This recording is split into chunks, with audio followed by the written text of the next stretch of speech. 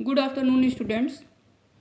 Chemistry का second chapter जो कि अम्ल, क्षारक और लवण है, जिसके बारे में हम स्टडी कर रहे हैं। आज का टॉपिक है साधारण नमक रसायनों का कच्चा पदार्थ, जिसे इंग्लिश में common salt is raw material of chemicals कहेंगे। साधारण नमक का सूत्र NaCl होता है तथा इसका रासायनिक नाम सोडियम क्लोराइड होता है। अब आइए समझते हैं साधारण नमक का उपयोग क्या है। अक्सर किचन में इसका उपयोग खाद्य पदार्थों को बनाने में किया जाता है, जैसे कि दाल, सब्जी इत्यादि। यह एक सफ़ेद रंग का क्रिस्टलीय ठोस होता है। क्रिस्टलीय ठोस का मतलब वह ठोस जिसमें अवयवी कणों की व्यवस्था निश्चित तथा नियमित होती है, उसे हम क्रिस्टलीय ठोस कहते हैं। तो आप लोगों ने जान लिया कि साधारण नमक क्या है, ठीक है, जिसका उपयोग हम क्या करते हैं, भोजन के लिए करते हैं। आइए देखें कि साधारण नमक कहते किसे हैं या साधारण नमक का निर्माण कैसे होता है। हाइड्रोक्लोरिक अम्ल एवं सोडियम हाइड्रोक्साइड के विलयन की अभिक्रिया से उत्पन्न लवण को सोडियम क्लोराइड कहते हैं। इसका अर्थ यह है कि हाइड्रोक्लोरिक अम्ल जो कि क्या है, एक अम्ल है, एवं सोडियम हाइड्रोक्साइड आपका क्या है, क्षार है। इन दोनों की जब अभिक्रिया कराई जाती है तो इससे प्राप्त लवण को हम क्या कहते हैं, सोडियम क्लोराइड कहते हैं, ठीक। और इसके साथ ही जल का निर्माण भी होता है। यह एक प्रकार का लवण है जिसका उपयोग हम अपने भोजन में करते हैं। हम लोगों ने पहले ही जान लिया था कि साधारण नमक का उपयोग कहाँ होता है। अब आइए देखते हैं इसका समीकरण क्या है, यानी इसकी रासायनिक अभिक्रिया को समझते हैं। यहाँ पर दिया है HCl जो कि एक अम्ल है, NaOH जो कि एक क्षार है। अम्ल और क्षार की अभिक्रिया हुई तो NaCl प्लस H2O का निर्माण हुआ। यानी जब हम हाइड्रोक्लोरिक अम्ल को सोडियम हाइड्रोक्साइड के विलयन में मिलाते हैं तो यह आयोनाइज हो जाता है, यानी टूट जाता है, प्लस माइनस में। अब होता है क्या कि ये प्रतिस्थापन अभिक्रिया होती है, यानी सोडियम से हाइड्रोजन का क्या हो जाता है, प्रतिस्थापन हो जाता है, यानी replacement of hydrogen bye sodium metal, और NaCl प्लस H2O का निर्माण होता है। यही NaCl हमारा क्या है, साधारण नमक है। सोडियम क्लोराइड को साधारण नमक कहते हैं। इस प्रकार प्राप्त साधारण नमक हमारे दैनिक उपयोग के कई पदार्थों जैसे sodium hydroxide, baking soda, washing soda, विरंजक चूर्ण आदि के लिए एक महत्वपूर्ण कच्चा पदार्थ है। कहने का अर्थ यह हुआ कि साधारण नमक का अब हम उपयोग करके सोडियम हाइड्रोक्साइड बनाएंगे, बेकिंग सोडा का निर्माण करेंगे, वॉशिंग सोडा का निर्माण करेंगे, विरंजक चूर्ण का निर्माण करेंगे, ठीक है। और यहाँ पर सोडियम क्लोराइड जो है एक कच्चे पदार्थ के रूप में उपयोग किया जा रहा है। कच्चा पदार्थ उसे कहते हैं जिससे हम किसी नए पदार्थ का निर्माण करते हैं, तो वह उस नए पदार्थ का क्या होता है, कच्चा माल होता है या कच्चा पदार्थ होता है।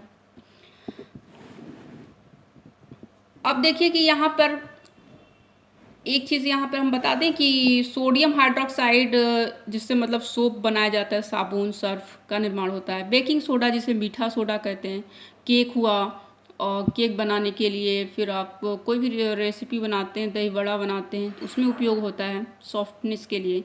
वॉशिंग सोडा अभी मैंने बताया जस्ट, सर्फ, और विरंजक चूर्ण जो कि एक ब्लीचिंग पाउडर है और इसका उपयोग घरों की सफाई के लिए किया जाता है। इसका सूत्र जो होता है CaOCl2 यानी कैल्शियम ऑक्सी क्लोराइड। अब आइए हम समझते हैं कि सोडियम क्लोराइड से सोडियम हाइड्रोक्साइड का निर्माण कैसे करेंगे। सोडियम हाइड्रोक्साइड जिसका सामान्य सूत्र क्या है, NaOH है। सोडियम हाइड्रोक्साइड बनाने की क्लोर क्षार प्रक्रिया, यानी यहाँ पर हम क्लोर क्षार प्रक्रिया के द्वारा सोडियम हाइड्रोक्साइड का निर्माण करेंगे। तो ध्यान से सुनिएगा इस बात को कि सोडियम क्लोराइड के जलीय विलयन में विद्युत धारा प्रवाहित करने पर यह वियोजित होकर सोडियम हाइड्रोक्साइड उत्पन्न करता है। इस प्रक्रिया को क्लोर क्षार प्रक्रिया कहते हैं। इसके साथ ही क्लोरीन तथा हाइड्रोजन गैस का भी निर्माण होता है। अब यहाँ पर देखिए क्या किया जाता है, सोडियम क्लोराइड लिया, यानी एक प्लास्टिक मग में आप सोडियम क्लोराइड ले सकते हैं और उसमें थोड़ा सा पानी मिला दीजिए, जलीय विलयन बन गया। अब उसमें हम क्या करेंगे, करंट फ्लो कराएंगे। करंट फ्लो क्या, यानी 6 वोल्ट की आप बैटरी ले लीजिए और उससे क्या कीजिए, 2 इलेक्ट्रोड को ऐड कर दिया, यानी इलेक्ट्रोड को ऐड कर, कैथोड और एनोड को ऐड कर दीजिए। ठीक है, 2 इलेक्ट्रोड कौन से हैं, कैथोड और एनोड हो गए, उनको आप ऐड कर दीजिए, उससे तार को जोड़ दीजिए और उससे क्या होगी, धारा प्रवाहित होने लगेगी, विद्युत धारा। उससे क्या होगा, वियोजन होगा, जिससे वियोजन होने के बाद सोडियम हाइड्रोक्साइड, क्लोरीन तथा हाइड्रोजन गैस का निर्माण होगा। इसी को हम क्या कहते हैं, क्लोर क्षार प्रक्रिया कहते हैं, इंग्लिश में क्लोर एल्कली प्रोसेस। आइए हम इसे अभिक्रिया के द्वारा समझते हैं। NaCl प्लस H2O विद्युत अपघटन कराया। विद्युत अपघटन का मतलब इसे इंग्लिश में इलेक्ट्रोलिसिस प्रोसेस कहते हैं, और यहाँ पर NaOH plus Cl2 plus H2 gas का निर्माण हुआ। अब देखिए इसे क्यों क्लोर क्षार प्रक्रिया कहते हैं, क्योंकि जो एनोड पे होता है, ठीक है, एनोड पर आपका बनेगा क्लोरीन गैस और कैथोड पर आपका बनता है सोडियम हाइड्रोक्साइड तथा हाइड्रोजन गैस। चूँकि इसमें क्लोरीन जो है उसको क्लोर और एवं सोडियम हाइड्रोक्साइड को क्या कहेंगे, क्षार कहते हैं। ठीक है, इसीलिए इसे क्लोर क्षार प्रक्रिया कहते हैं। अब यहाँ पे होता क्या है, आइए अब इस बात को हम समझते हैं कि कैसे होता है क्लोर क्षार प्रक्रिया। ये एक फिगर है, ठीक है, यहाँ पे हम इलेक्ट्रोलिसिस प्रोसेस दिखाएंगे, यानी इलेक्ट्रोलिसिस प्रोसेस का मतलब कि वैद्युत अपघटन प्रक्रिया दिखाएंगे, कैसे वैद्युत अपघटन हो रहा है। यहाँ पर क्या किया गया है, नमक का घोल लिया गया है, यानी नमक मैंने बताया ही, साधारण नमक, उसका घोल यानी नमक और पानी मिला दिया गया है और एक इस प्लास्टिक के या शीशे के जार में रख दिया गया है। और हो क्या रहा है, यहाँ पर इलेक्ट्रोड लगाया गया है, एक है आपका एनोड और एक है आपका कैथोड। जब विद्युत धारा प्रवाहित करते हैं, ठीक है, तो इलेक्ट्रोड 2 भागों में विभक्त हो जाता है, एक धनायन और एक ऋणायन। तो धनायन भाग को क्या कहेंगे, एनोड कहेंगे, और ऋणायन भाग को क्या कहेंगे, कैथोड कहेंगे। अब होगा क्या कि NaCl आपका, यानी सोडियम क्लोराइड, क्या है, NaCl, ये आपका वियोजित हो जाएगा Na प्लस और Cl माइनस में। इसी तरीके से H2O जो है वो H प्लस और OH माइनस में वियोजित हो जाएगा। यहाँ आप देख रहे हैं Cl minus, OH minus, Na plus और H प्लस। अब होगा क्या, जो Cl माइनस है वो किधर जाएगा, जिधर हम इलेक्ट्रॉन की कमी होगी, यानी वो जाएगा एनोड पर। एनोड पर जाकर, ठीक है, इलेक्ट्रॉन को लूज करेगा। और यहाँ पर है Na प्लस, तो Na प्लस कहाँ जाएगा, जहाँ पर इलेक्ट्रॉन उसे मिलेगा, ठीक है, यानी इलेक्ट्रॉन की अधिकता, तो कैथोड पर जाएगा, नेगेटिव वाले के पास। अब होगा क्या कि Cl माइनस एनोड पर क्या करेगा, इलेक्ट्रॉन का त्याग करेगा। जैसे देखिए एनोड पर हमने क्या किया, 2 क्लोरीन आयन लिया है और ये 2 इलेक्ट्रॉनों का त्याग करके Cl2 अणु का निर्माण कर रहा है। इसी तरीके से कैथोड पर सोडियम जो है, 2 सोडियम लिया गया है, ठीक है, और यह 2 इलेक्ट्रॉनों का त्याग करके यहाँ पर 2Na प्लस होगा, sorry for that, 2Na plus होगा, जो 2 इलेक्ट्रॉनों को लेकर 2Na 2 सोडियम बना रहा है। अब आइए समझते हैं कैसे हो रहा है। तो देखिए इस फिगर को ध्यान से देखिएगा, इसमें हो रहा है कि ये आपका एनोड हो गया और ये हो गया कैथोड। क्लोरीन जो है यहाँ पर Cl माइनस में जो विभक्त है क्लोरीन, Na प्लस Cl होगा, NaCl से जो Cl माइनस में मिला है वो क्या होगा, आपका एनोड पर जाएगा। वहाँ पर क्या करेगा कि Cl माइनस, ठीक है, अपना इलेक्ट्रॉन लूज करेगा और लूज करके Cl प्लस E इलेक्ट्रॉन का फॉर्मेशन करेगा, ठीक है। अब यहाँ पर ये इलेक्ट्रॉन तैरते हुए यानी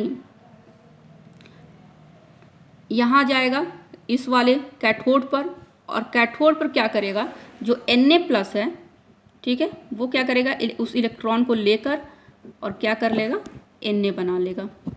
ठीक है, तो ऐसे 2 Cl आएंगे, यानी दो बार क्लोरीन अगर 2 इलेक्ट्रॉन लूज करेगा, एक क्लोरीन नेगेटिव 1 इलेक्ट्रॉन लूज किया तो 2 क्लोरीन नेगेटिव 2 इलेक्ट्रॉन लूज करेगा। दोनों इलेक्ट्रॉन जाएंगे, एक Na+ 1 इलेक्ट्रॉन लेकर Na बनाता है, तो 2 इलेक्ट्रॉन लेकर क्या बनाएगा, 2 Na बनाएगा। क्लियर हुआ, जो कि हमने क्या हुआ पहले देखा। अब यहाँ पर क्या है कि इलेक्ट्रॉन का जो प्रवाह होता है वो ऋणायन से क्या होता है, धनायन की तरफ होता है। इलेक्ट्रॉन का प्रवाह जो होता है ऋणायन से धनायन की तरफ, और धारा का प्रवाह यानी विद्युत धारा का प्रवाह किधर से होता है, धनायन से ऋणायन की तरफ। ठीक है, अब यहाँ पर होगा क्या कि हमें मिल गया क्लोरीन। तो क्लोरीन कहाँ मिला, क्लोरीन मिला आपका एनोड पर, और क्लोरीन आपका मिल गया कहाँ पर, एनोड पर, और सोडियम कहाँ मिला, वो आपका मिला कैथोड पर। ठीक, अब देखिए एक बात आप हमेशा याद रखिएगा कि एनोड पर जो होता है हमेशा ऑक्सीकरण होता है। कभी डाउट मत रखिएगा, एनोड पर हमेशा ऑक्सीकरण होता है, कैथोड पर हमेशा अपचयन होता है। यहाँ चूंकि क्लोरीन क्या कर रहा है, इलेक्ट्रॉन का त्याग कर रहा है। मैंने आपको पहले ही नोट्स में बता दिया था कि जब इलेक्ट्रॉन का लॉस होता है तो उसे ऑक्सीडेशन यानी उपचयन कहते हैं, और जिसमें इलेक्ट्रॉन का गेन होता है उसे हम अपचयन कहते हैं यानी रिडक्शन। यहाँ पर इलेक्ट्रॉन का लॉस हो रहा है, इलेक्ट्रॉन बाहर निकल रहा है, इधर साइड लिखा रहता है इलेक्ट्रॉन, इसका मतलब बाहर निकल रहा है, तो यहाँ पे लॉस हो रहा है, तो ये क्या हो रहा है, ऑक्सीकरण हो रहा है। यहाँ पर इधर साइड लिखा रहता है, इसका मतलब गेन हुआ यानी लेना, तो इसे हम क्या कहेंगे, अपचयन कहेंगे। तो यहाँ पर अब क्या होगा कि सोडियम मिल गया, और सोडियम क्या करेगा, और H+ और OH- है, तो H2O है आपका। अब क्या होगा कि ये Na+ जो है वो किसके साथ जाएगा, OH- के साथ जाएगा। ठीक है, Na+ किसके साथ जाएगा, OH- के साथ, और क्या बना लेगा, NaOH, और हाइड्रोजन गैस है वो क्या बनाएगा, ये हाइड्रोजन H+ क्या है, ये हाइड्रोजन गैस का निर्माण करेगा। ठीक है, तो यहाँ पर आपका क्या बनेगा, यानी एनोड पर बनेगा क्लोरीन Cl2, और कैथोड पर क्या बनेगा, NaOH plus H2 hydrogen gas. ठीक है, यानी NaOH बनेगा और प्लस क्या बनेगा, हाइड्रोजन। इसको हम ऐसे समझ सकते हैं, यहाँ पे देखिए 2Na प्लस 2H2O, और यहाँ पर रिएक्शन कराया गया तो NaOH प्लस H2। ठीक है, ये आपका रिएक्शन है। तो ये क्लियर हुआ, इसको कहते हैं हम इलेक्ट्रोलिसिस प्रोसेस यानी वैद्युत अपघटन विधि। ठीक है, जिससे हम क्या कर सकते हैं, वैद्युत अपघटन करा के नए पदार्थ का निर्माण कर सकते हैं, रासायनिक पदार्थ का। और यहाँ पे हमें मिल गया एनोड पर क्लोरीन, कैथोड पर sodium hydroxide plus hydrogen gas. और इस तरह से हम देख सकते हैं कि जल की स्वच्छता, स्विमिंग पूल, PVC, रोगाणुनाशक, CFC कीटनाशक के रूप में उपयोग होता है। और ये ईंधन खाद के लिए ये आप देख सकते हैं, अमोनिया बनाने के लिए बॉर्न-हैबर विधि द्वारा अमोनिया का निर्माण। ठीक है, फिर धातु से ग्रीस हटाने के लिए ये सारे उपयोग हैं। ठीक है, और आगे अगर नहीं समझ में आएगा तो आप बताइएगा, मैं इसको और अच्छे से समझा दूँगी।